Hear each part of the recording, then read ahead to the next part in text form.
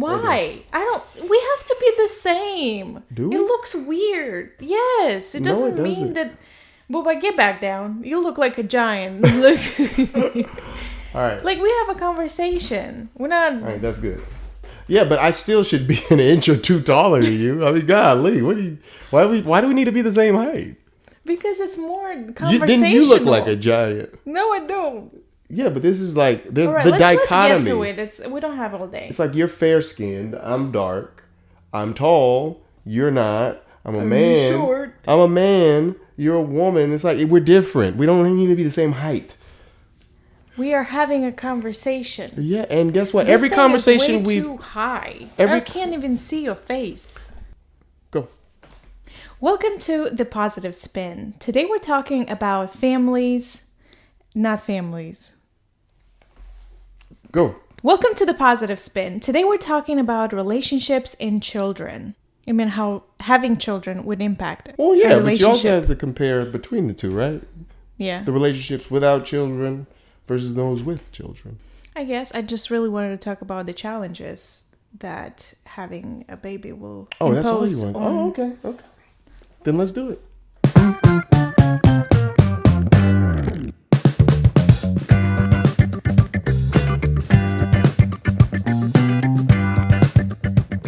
So first and foremost, let's begin with how relationships normally begin and how children are conceived, ladies and gentlemen. So No, that's not that kind of episode. So what you do is you take a mommy and you take a daddy. What? No, we're not doing that. We're not doing that? No. Oh, okay. I think people know. The birds and the bees. Is that what this podcast is about?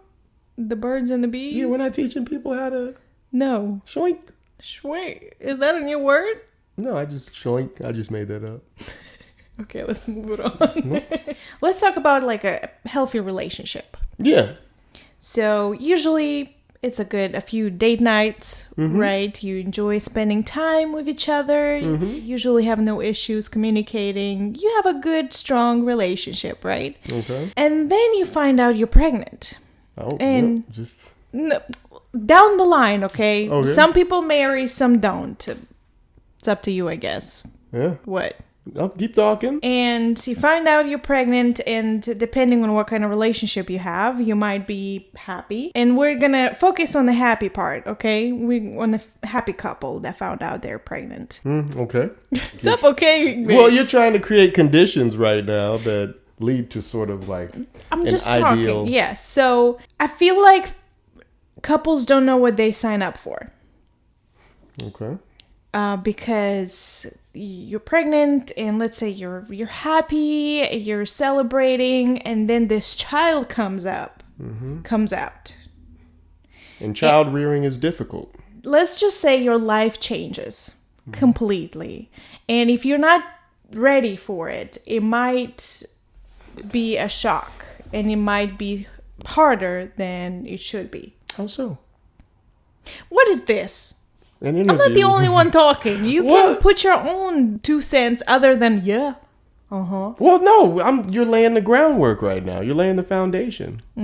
Okay? Okay. So beginning with childbearing, right? As a woman, you bear children, right? And so from early on, you're dealing with what, like morning sickness?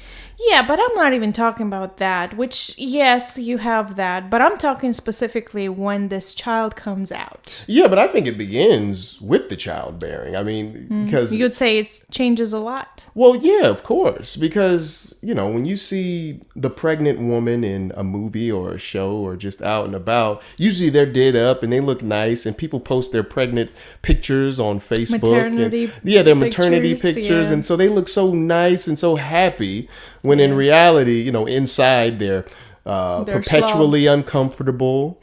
There's the morning sickness that comes with it. There's the mood swings that comes with it. There's the potential relationship turmoil that comes with, you know, being big now and, you know, not interested. Not interested? What do you mean, not interested? Not interested in your man. You know what I mean? That comes after. Well, But yeah. Okay, all right, but that comes after. But that's all before the baby even pops out. Yeah. Right? You're dealing with all that, and it's a big change, So yeah. For a woman, it's a big change. How about for the man? Like, how does the man feel when their woman is not fun to be around? Well, so I don't think most men are expecting their woman when pregnant to be exactly the way that she was before she got pregnant. As a matter of fact, I think in a healthy relationship with two consenting adults having a child that they both wanted, I think you get to a point where early on in the pregnancy, the man is elated that he's going to be bringing, a person into the world, his own spawn, you know what I mean? And so he finds a sense of motivation and he finds a sense of pride in his in what's to come, in his budding family. You know what I mean? And so no, I feel like, and I think this can be attributed to most men who are, in a happy relationship, like you already said, and who, I think they look forward to having that child. I think most challenges come after the baby comes out, though. Yeah, fair enough. Challenging. But early on, I think the man is like, oh well, I'm gonna have to do this. I'm gonna have to get that promotion at my job. I'm gonna have to find more time to spend with the family. Yeah, but it's still just two of you. Even if she's pregnant, it's still kind of two of you. So you're still having that communication. You still have time for each other. You still focus on each other. Now, when this baby comes, life changes. And I don't think it's spoken enough because a lot of relationships go through a hard time when this baby comes out. Yeah, and why is that?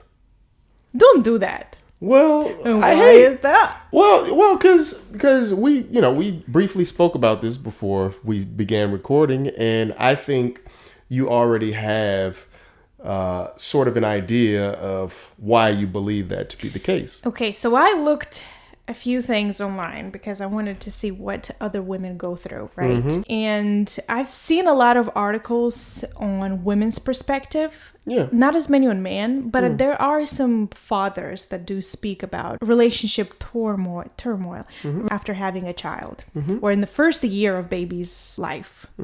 Let's talk about women's side. Our body is different, especially that firstborn. Your hormones are out of this world. You're going through a lot.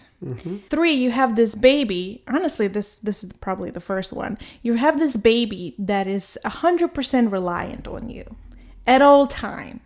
You can't go to the bathroom without a baby. So going from, a relationship that, we're having fun, we go out this time, we're happy, to I can't go to the bathroom by myself. It's a big mental shift that has to happen, honestly, before this baby comes out. Because if you didn't prepare yourself, it will be hard. You are needed at all time. You don't have time for your significant other. You don't have time to just talk to him and laugh and go to dates. There's no dates. You have no time for dates. Okay. Sleep time, nobody's sleeping. And if you're breastfeeding, that's even worse probably because the man can't help you. You are the main food source for the baby. So if the baby wakes up in the middle of the night, the man is there to maybe change a diaper if he's a good man. Or pick up the child and give it to you if, after birth you're having issues. And just to kind of butt in a little bit, I kind of take issue with the idea that, you said it and you probably didn't mean it, but you said that you don't get any help. No, that's not what I'm saying. You're sort of all alone when it comes to the taking care of this. No, I'm talking about women in general. That's how we feel. Yeah. But what I'm saying is, as a woman, you have a lot of responsibility. There's a lot of changes coming to you. Then also, you don't want to sleep with your man.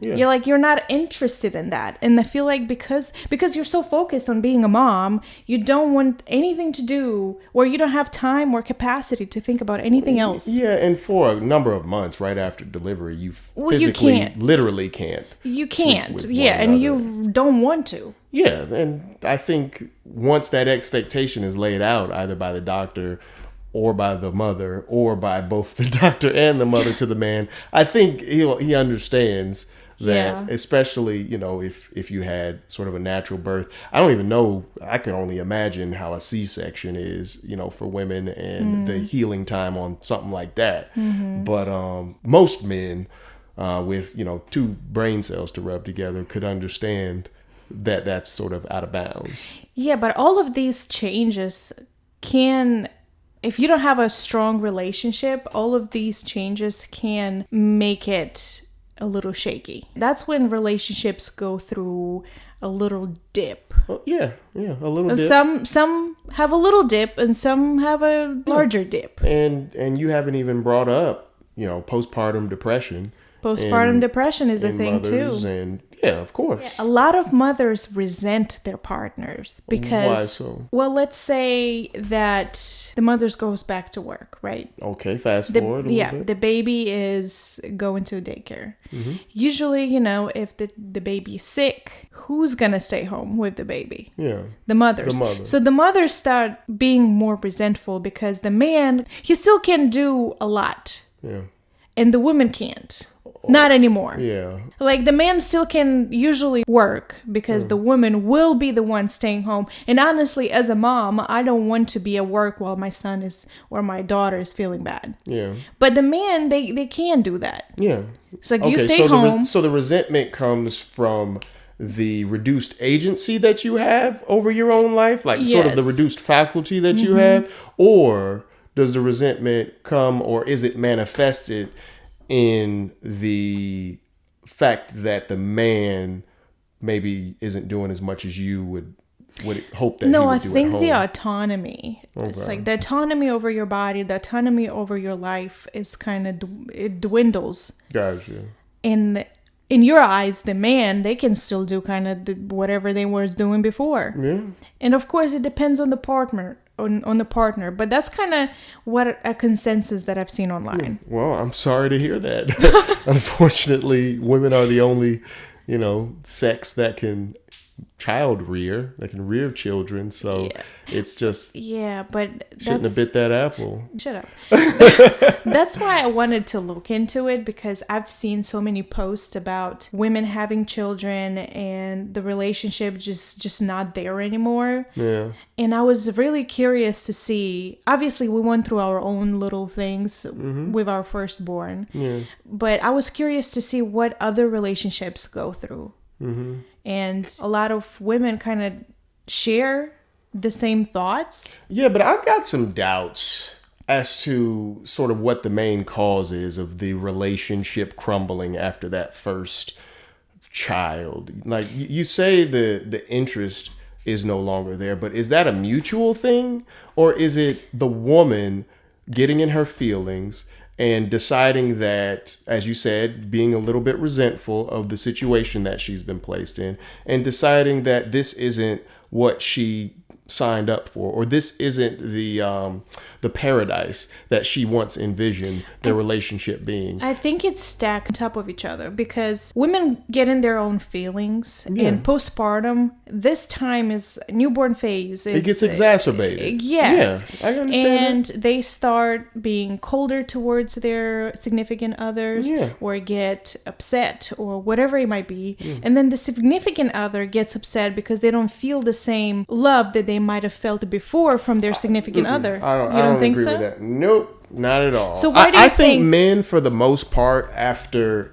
that baby is born, whether for good or for worse, I think they remain exactly the person who they were before that baby was born, at least at the beginning. And I feel as though maybe the mother, in some situations, expects, once that baby pops out, for just the man to go, not Superman mode, but for them to quickly develop into, the father figure. You know what I mean? Into the caretaker. Well, because the mother has to. And so they expect the father to do so as well. Yeah, okay, fair enough. And as I said, for better or for worse, men take a little bit longer to sort of develop and to evolve into that different person that can sort of take care of this new team of three, if you will. You know what I mean? Whereas if we were in a relationship for a few years, it took us a while to grow from being kind of that bachelor, that young man living his life, into into the loyal man who is about him and his woman. You understand? Okay. It's a sort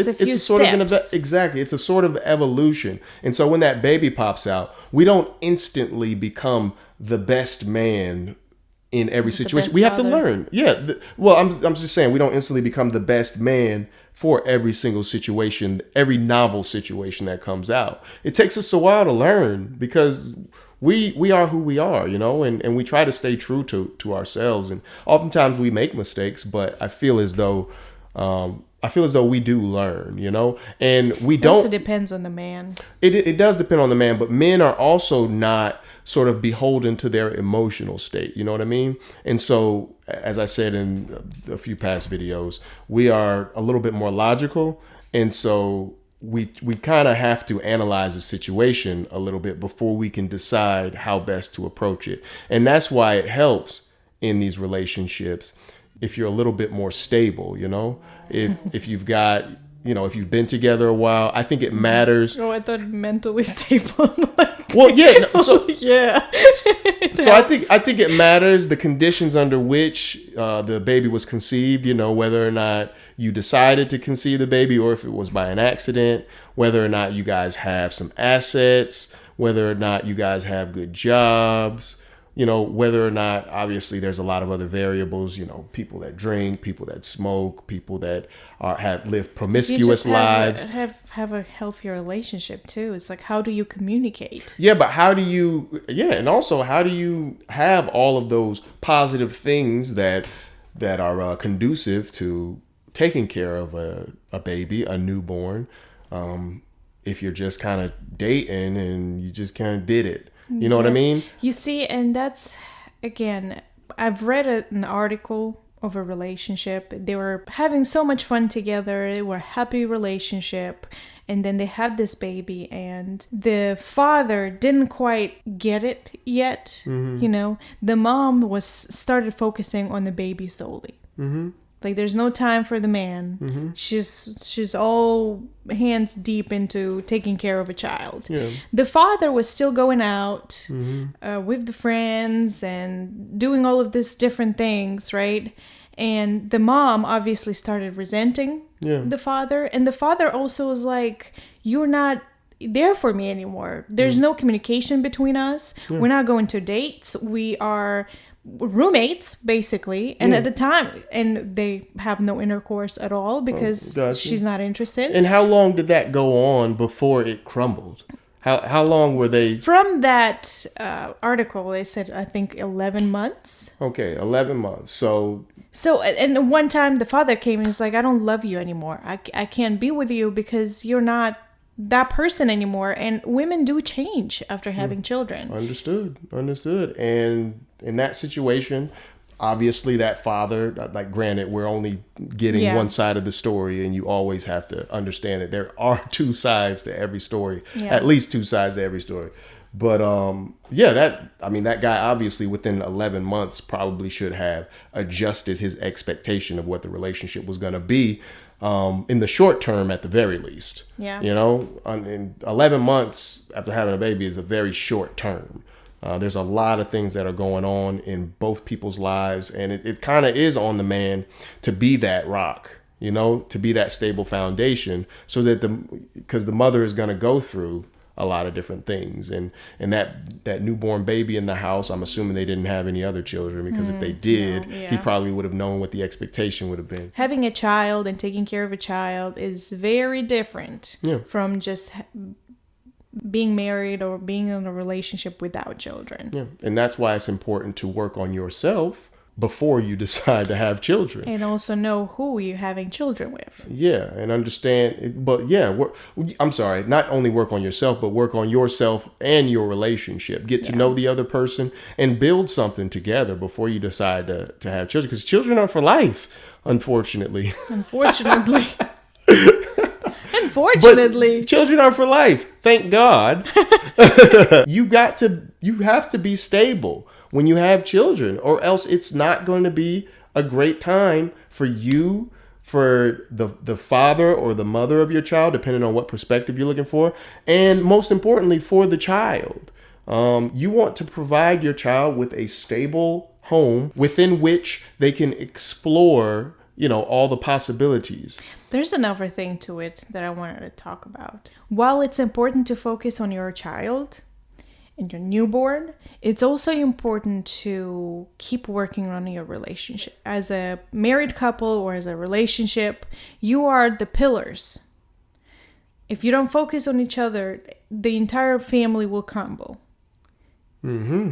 So I know a lot of mothers are like, well, I'm a mom first and foremost, and then whatever else, But in a relationship, in order for it to be a healthy family, a strong union, you have to work on your relationship first and foremost. And women that say I'm a mother first and this a wife second are people that aren't. But they're people that aren't getting it. They're not getting it. They're not understanding that every child, being a wife doesn't mean that you're going to be less of a mom. Exactly, but every child needs both of those influence in order to have the best chance at succeeding later on in their life. They need a strong male figure in their life. They need that feminine energy in their life, and they need that balance, that respect between the mother and the father in order to have the best chance that they can possibly have to be the most wholesome person. That's why it's important before you have children to dot your I's and cross your T's, to take care of your finances, to understand that you won't be making as much as you were when that baby pops out, to understand that you won't be as available to do extracurricular activities exactly when you have another child on your hip. Although that's extremely important. So we'll wrap it up here because we're going in the bushes. No, we're going to wrap it up here because it's getting hot in this room. Regardless. And I think my brain is starting to melt. It's been melting. Thank you so much for watching. We will see you next Monday. That's a good word, schloink. No? How to get it on. Like, booba! Okay. It's a better word, right?